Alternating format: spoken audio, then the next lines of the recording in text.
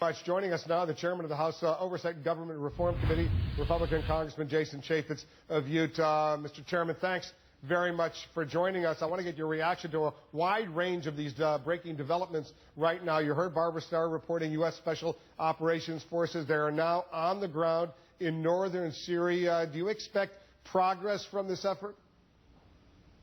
I expect progress overall. I want the president to develop a strategy, and I want to be able to convey that to the U.S. military.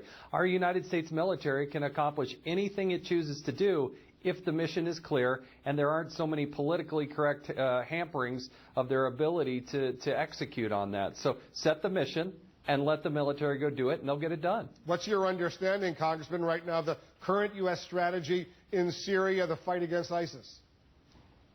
I think the number one thing in the fight against ISIS is we cannot allow them to hold any ground. They just cannot hold ground. And that doesn't mean you can just carpet bomb.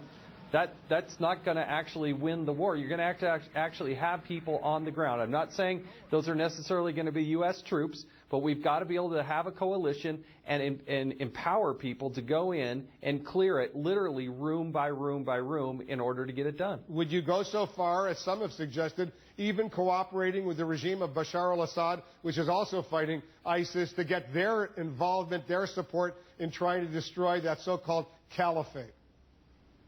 Again, this is what makes it terribly difficult and why the president needs to produce a strategy that is crystal clear and execute on that. Thus far, the president has not done that. So that would make it terribly complicated. It's not necessarily the first choice in the way to get it done, but we've got to build a coalition of people, not just our allies, but others, in order to get it done. Do you think there should be a congressional resolution authorizing the use of military force against ISIS in Syria? I do. I think we should call terrorists terrorists. I think we should call a war a war. I think we should provide clarity and then give the moral support, the funding that it needs, and the clarity that the families and those that are fighting that they need in order to get it done. I do think Congress should have the president come, make the case, and then we should vote on that. The administration says they're ready for such a vote, but it hasn't come up. You're a leader in the Republican majority in the House of Representatives. Why hasn't a resolution been put forward where members can stand and vote yea or nay on this authorization for the use of military force against ISIS?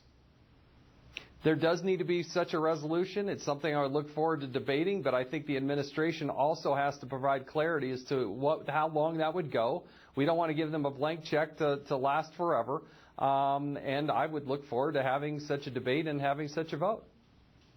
So what I hear you saying is you want such a vote, you just want specific language, because I know at least on the Senate side there is specific language. Senator Kaine, among others, they've been pushing for this for well over a year. Yeah, there's a lot of people on both sides of the aisle that are resistant to this. Some would argue that authority is already there. Look, if there is a clear and present danger to the United States of America, the president could, should, and must act decisively and immediately.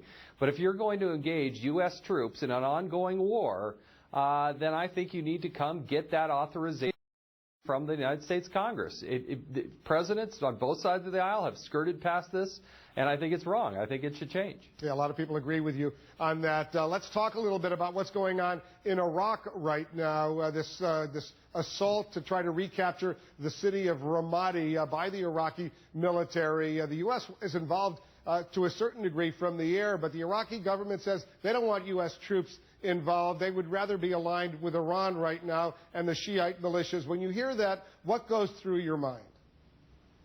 We have spent billions of dollars in an untold amount of U.S. blood in order to make that opportunity for Iraq to be as free as we could possibly make it. And I want them to have nothing but success.